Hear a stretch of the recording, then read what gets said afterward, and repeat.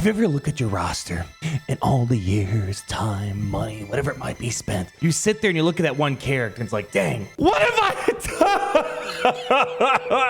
That's right, ladies and gentlemen. Today we're going to be talking about my top 15 biggest roster regrets inside of Star Wars Galaxy of Heroes. I mean, here's the thing. It's a hero collector game, roster development game. And at the end of the day, you're going to make some bad things. But hopefully, through my mistakes and discoveries, we can help you make sure you don't make those same regrets as I did. We're gonna start off with one that's spicy, and then we're gonna end on one that's also spicy, and I'd love to hear your thoughts. What do you regret doing in this game? Kind of the fun part of the game, right? You know, we always know the good stuff, but sometimes it's kind of fun looking back. It's like, maybe not so much. This is gonna be mostly a mix of Omicrons, mostly Zetas, and a little bit of actual characters I wish I could just completely skip out on, save the gear and resources. So let's get this party started, shall we? So I'm gonna put this at number 1 on the list, Boba Fett, Scion of Django. This is probably the first big disappointing conquest unit we had. I mean, it's a little unfair. He's coming off the tails of Maul, Commander Tano, Razor Crest.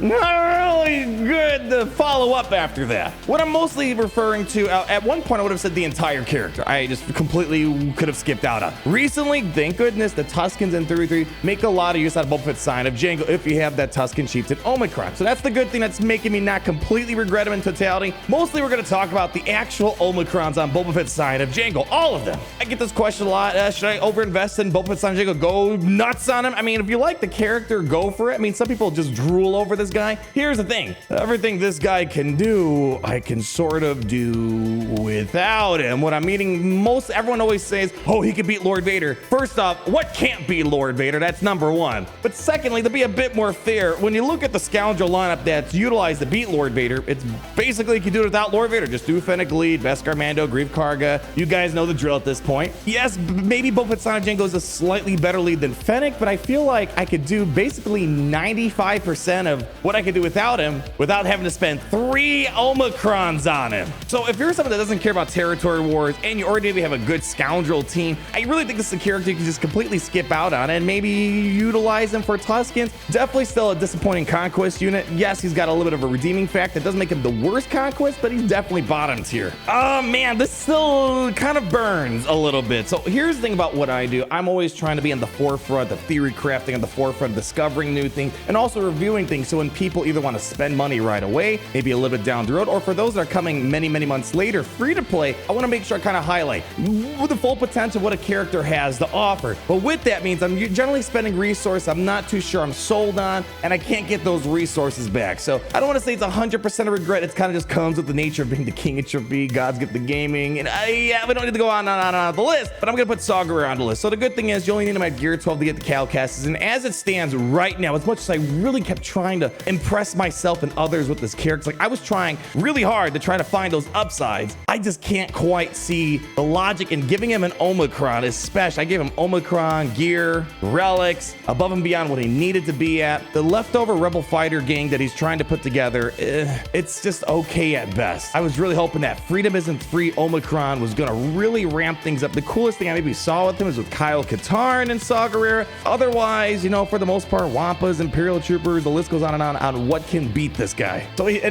he's not even quite the character like a lot of others that lifts a faction. He doesn't quite do that. So I would probably put on the list as it stands, but trust me, when that day comes and something amazing's happening, I'm gonna be all over. But as it stands right now, I would keep Matt Gear 12 just to get Calcasses, which is amazing, by the way. But otherwise, I'm very disappointed in character. Fun fact, I usually do character reviews, ship reviews on every unit. I skipped out on his because I was so disappointed and mad how mediocre at best he came out. I don't know, I should have still made a video just even if he was mediocre, but I was just so disappointed. I was just hoping maybe something else would come along and surprise me. It just hasn't so far. Next up on the list is an example of me just kind of embracing the memes and really trying to make things that probably shouldn't get love, trying to give them love. I like underdogs and making underdogs do stuff. That's kind of one of the fun part about Galaxy Heroes. However, I can safely say I don't know if I'm too crazy about my young Han Solo and his unique ability Zeta ready for anything. In general, there's really not a reason to gear up on, but when the prepared crew came out, Dash Rendar, more specifically when Dash Rendar came out, I was really trying to make the prepared team really do something. And don't get me wrong, Dash Rendar is amazing, does a lot of great stuff, but you don't need Han Solo, young Han Solo, I should say. So the unique ability Zeta ready for anything while prepared. Han has a 70% chance to assist another Scoundrel allies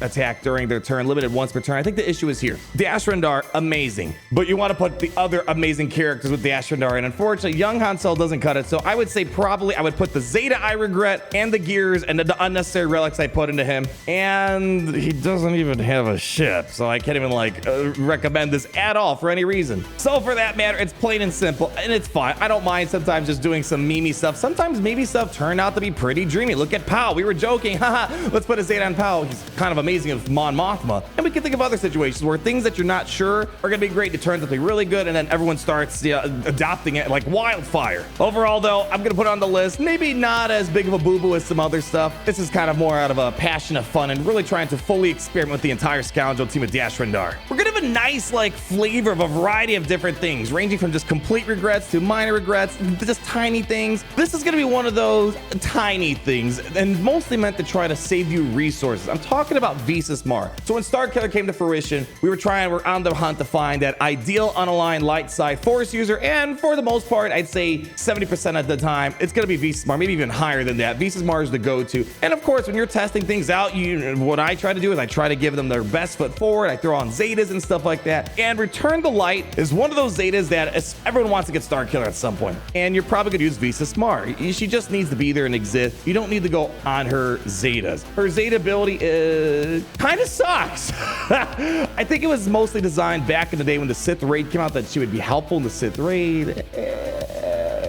Not so much. This really has no help, especially when a majority of Starkiller teams are mostly going up against like Rey, maybe some Perimeter Kylo Ren, and other stuff like Resistance, and the list goes on and on and on. You're not really getting a lot of this working. And even when she does assist, not really like an amazing basic ability. You know, it cleanses sometimes, which is all right. So the point being is it's too specific just to Sith, an anti-Sith. So I would say save yourself a Zeta. Don't put it on Visas Mar. I don't even think it's a luxury Zeta. We're gonna have a couple of Inquisitors on the list. Funny enough, I'm not gonna quite put Grand Inquisitor on the full regret list. We're actually not gonna talk about him, surprising enough. I think if you have Reva, the Omicrons definitely lend themselves to be helpful at that point for territory wars. But what we are gonna talk about are the other remaining Inquisitors. Now, this is easy to say in hindsight, but in the moment of time, we didn't know where the future of Inquisitors were. Like, we didn't know Reva was coming. Inquisitors are gonna be amazing with Reva. We didn't even know how to acquire Reva. She's very difficult to acquire to this day. Point aside,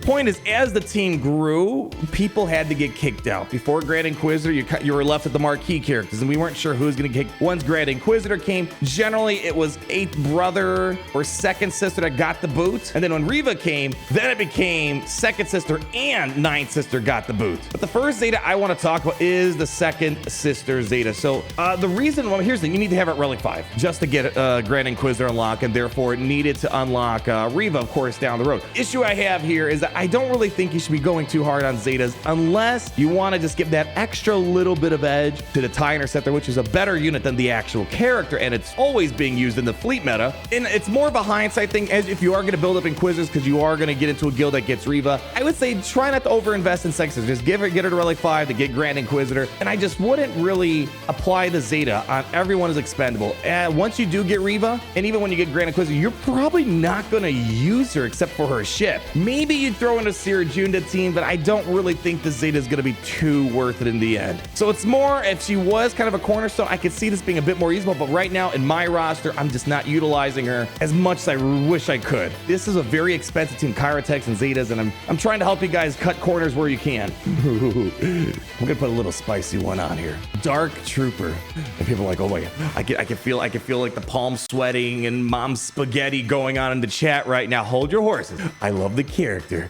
you can take a sigh of relief. However, I may have let my love of Dark Trooper get a little carried away. We're talking about Zetas investments on him, and I'm talking about bombarding reinforcements. Now, hold on, before you get mad, let me explain a little bit here. Dark Trooper Zeta on bombarding reinforcements. If he has less than 3 stacks, he can gain a stack of Dark Trooper squad again. You might be like, Arnold, what's the problem? I truthfully feel like this is a very situational Zeta. When I'm using Imperial Troopers, I'm usually guns glory, I'm winning, and I'm clean, not a single scratch.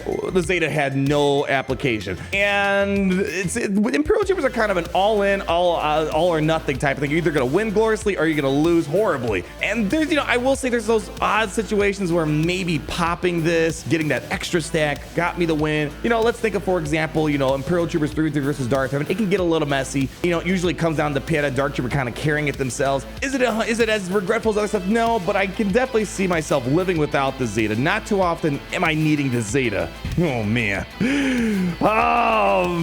This is probably one of my big first regrets in the game. I was a big fan, still am a big fan of the Empire faction, but maybe I was a little too much of a fanatic for this faction, trying to find even the brightest side to the dirtiest turd in the grass.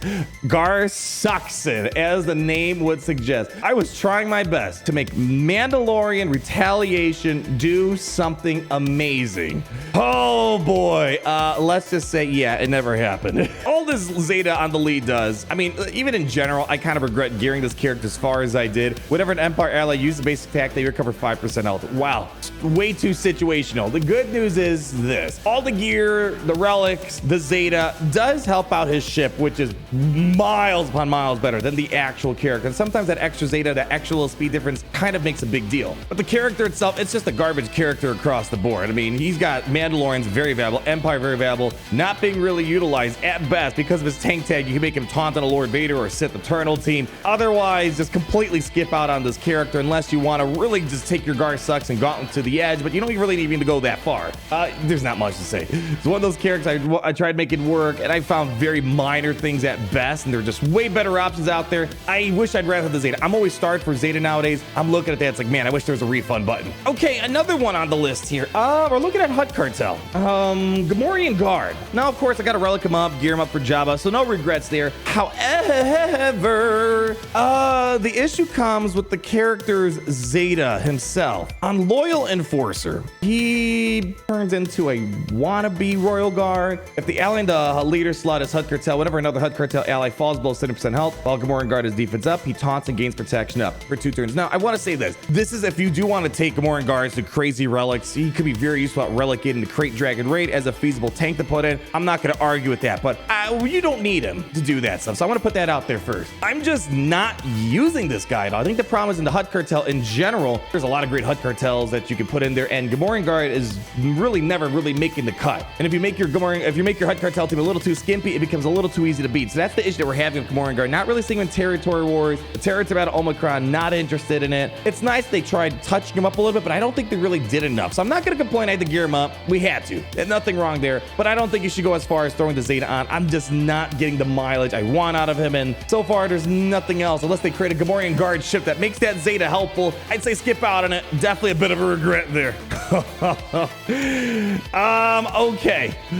Darth Sidious, Zeta on Sadistic Glee. Now, if you are going to get the Omicron, you have to get the Zeta. On neither my main account or my free-to-play account have I applied the Darth Sidious Zeta. I only applied the Darth Sidious Zeta because he was bugged in the Sith Eternal event, and it took them forever to make him work properly, and he was able to work fine. I did put on Sadistic Glee mainly because I just didn't want to lose any more tickets in the Sith Eternal event. It helps out getting that extra turn meter gain chance, extra potency, extra max health equal to potency percentage. This was mainly just an impulse thing just to make Sith Eternal event so much easier. But nowadays, now that they fixed Sith Eternal where his basic actually does the appropriate amount of damage, there's really no need for this Sadistic Glee Zeta unless you're going for the Omicron, and you have to upgrade it at that point. I'd say, man, man, I'd only apply this Zeta if you just really just want to make sure you don't drop any battles when you're unlocking Eternal, because it's a horrible feeling when you drop battles. But it's possible without it. Now that he's fixed, he hits for the right amount of damage. It feels a lot better when you can do it without it. Otherwise, it's a Zeta I wish I had. It's kind of a bit of a regret. I wish this character was a lot better, but henceforth, he's not at the moment. All right, we're going to talk about some more memes. We're going to be talking about Clone Wars Chewie. When Wookiees became a thing again with the help of Tarful, who's been pretty... maybe Artful's a bad thing, but it rhymed. You know, he's just okay. He's not amazing. He's not horrible. I decided to put a lot of Zetas on a bunch of Wookiees that I probably shouldn't have, but you know, I'm not even gonna be mad. Defiant Roar Zeta, you know, at those weird times, I just like embracing the memes. I like embracing the underdog character, but yeah, I don't really need this Zeta at all. Kind of a bad first gen Zeta, and it doesn't really help out too much. Maybe if the Wookiee team was really good, maybe it'd be carrying its weight, but otherwise, you know, just skip out on it unless you're just fully embracing the memes, baby, because this guy is a lot of fun when you just need a funny little tank for Kenobi and you make him work. Let's go take a trip back over to the Inquisitorious lane. You know, we could maybe debate about the second sister Zeta, you know, whether I should have it or not, if it's necessary for the ship. Like, there's actually argument to have there, but this one, 1000%. Big regret. Ninth sister, leadership ability. Oh my gosh. Yeah. Big regret on this one. Here's the number one rule, y'all. Don't apply any Zetas on their lead. Don't apply any Zetas or Omicrons on the lead as well. Any of the Inquisitors, unless it's Grand Inquisitor or Reva. You know, again, it was so early in the cycle. We had no idea about the future of Inquisitors. The leadership ability, basically making me immune to speed limiting effects, was interesting. It's like, all right, maybe it could be helpful against Jedi Knight Luke leads. Not really. It's one of those Zetas I highly regret. And the other fact of the matter is, Ninth Sister, once you get Reva, you don't use her anymore. She gets kicked out, and at best, she goes into Cere Junda team. So that's another reason why I kind of regret her. And she's not even part of any fleets whatsoever. She has no ship. So I would say definitely just in general. Luckily, this is my only Inquisitor lead mistake because I was just very tempted to try it. No Zetas on their lead, no Omicrons on any of the Inquisitors unless they're third sister, Grand Inquisitor. And of course, there are some Zetas that are helpful for the Inquisitors, but definitely not those leads. Big mistake, big regret. I had maybe 2 seconds of actually using it, and that was it. Trash! Okay, now it depends when this video comes out. I have this theory that this is not going to be as big of a problem come in the near future. We're talking about Moff Gideon, and this has been on my regret list for a while. Tactical deployment and this Zeta. The Imperial Remnant team just really been a thing. However, you see that little icon right there, the Scout Trooper. We have a Leia Galactic Legend coming. There's some theory speculation Scout Trooper is going to come be a requirement for Leia, and even in this month we're seeing that Death Trooper and Gideon, both Imperial Remnants, are the log encounters. So the hype and the theories around Scout Trooper are at an all-time high. But until then, it's been such a useless Zeta. Moff Gideon's fantastic, you know, plug and play, fast character, control the situation. You guys know the drill at this point. But his lead just has never really taken off in 3v3, 5v5, mainly just because the characters, first off, not a full Imperial Remnant team. That's problem number one. Problem number two, you know, usually Dark Troopers with General Veers, and, you know, Stormtrooper might go to Lord Vader, Death Trooper might go to Iden, and Gideon's got nothing at that point. But if they add a Scout Trooper, the Imperial Remnant tag might become a lot more valuable. The lead might make a lot more sense. It sounds really cool on paper, right? But just in practicality, there's better teams to use your Imperial Troopers with. And maybe let's take it a step further, just for a moment. We put Dark Trooper Zeta bombarding reinforcements as a regret Zeta, but that was in the context of General Veer's lead, where you're just rolling. Maybe there's a future, because Imperial Troopers have been taking a hit with the recent meta developments, with Tuskens and all these other things, Zoris and whatnot, and anti-Terminator gains. Maybe there might be a future where Dark Trooper will go on a Moff Gideon Imperial Remnant team, and then the Zeta will make sense, because the Gideon team is not really a turn meter roll team. So it has to be like this high durability, high revive type of thing that we got going on here that starts making things a lot more interesting for this team in high offense. And that might be where bombarding reinforcements might be helpful to keep your Dark Trooper stacks alive and running. But until then, and up until this point of this video, tactical deployment just has had no use whatsoever for me. But that could change in the near future. Okay, we need to talk about some Jedi. We really have like no Jedi on this list here. So why don't we talk about the ones that I'm like, not too crazy about it. Ezra Bridger, Flourish.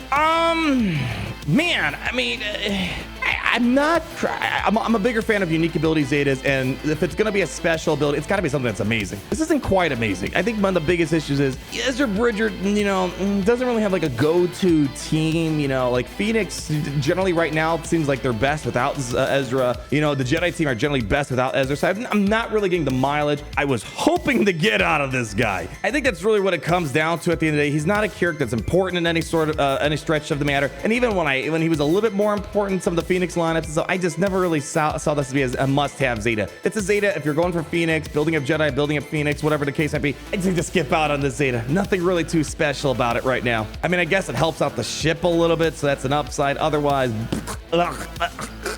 skip out on it. Let's talk about C-3PO. C-3PO is a very odd character. One of those characters I think is an unsung hero because he doesn't do anything flashy, as we've talked about many times. He's just kind of there, but he's doing a lot of stuff passively. We don't need to argue about that. However, he's one of the more complicated kits that I always get questions of, what should I Omega, what should I Zeta when it comes to C-3PO? And, you know, the Zetas are mostly luxury-ish on this guy, but the Zeta that I really would recommend skipping out on is the weight. At the start of the encounter, C-3PO and R2-D2, they gain translation for 3 turns. First off, R2-D2, it's like I'm almost like, who's R2-D2? Jokes aside, R2-D2, I haven't seen him with C-3PO in so long. You know, unless you're maybe in Conquest and you do like Jedi Training Ready, BB-8, R2, C-3PO. Not really a home for R2-D2 right now. So right there, boom, half of the Zeta goes away. And the stacks of translation, C-3PO is going to get it so darn quickly. It's nice, but way too luxury. I'd say just if you can, you know, if you need to save a Zeta, this is one you could probably wait for a long time. And all right, we're going to wrap up this list with another spicy one. I always love, you know, tickling people's feathers on this one. Admiral Trench. We started off with Boba Fett. We're ending with Admiral Trench. There is a common denominator between both of them. Territory War designed units. So I always put it out there. I'm a little biased against Territory War designed characters because I find the game mode a little lackluster, uninteresting. It hasn't really evolved at all in the many years that it's come around. I think if maybe they add some sort of different like Grand Arena-ish type of break for Territory Wars, maybe you can get me on board with this guy. But even in the context of that, they're not really doing anything all that special. I get the comment, oh, they beat Rey. Yeah, okay, a lot of stuff can beat Rey. You know, it's one of those things, and it's there's more consistent ways of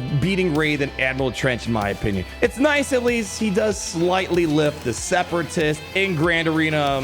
What a disappointment of a character. Even with this Datacron, he's not really impressed me whatsoever. I just am not happy with my 3 Omicron investment on this guy. The Relic 7, there's just so many things I kind of regret with this guy. A lot of people who kind of watched, they kind of held off on upgrading Admiral Trench, and those are the people that I think are saving tons of resources by not going into Admiral Trench.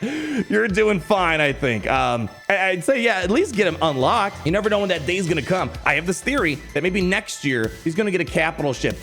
Every admiral in this game has a ship. He's the only one that does not have that. Look at Darth Malgus as well. When he came out, at least he was amazing when he came out. 1 year later, a ship came out. So we might see this ticking son of a gun become more useful, and then all of a sudden the investment's gonna make sense because the higher the relic of a capital ship pilot, the better it ends up being. But as of now, we usually keep Trench on the bench, and even in territories when I only need so many teams, there are better teams to utilize than a triple Omicron Admiral Trench, and that's kind of the situation we're in right now. And that's gonna wrap it up for today, ladies and gentlemen.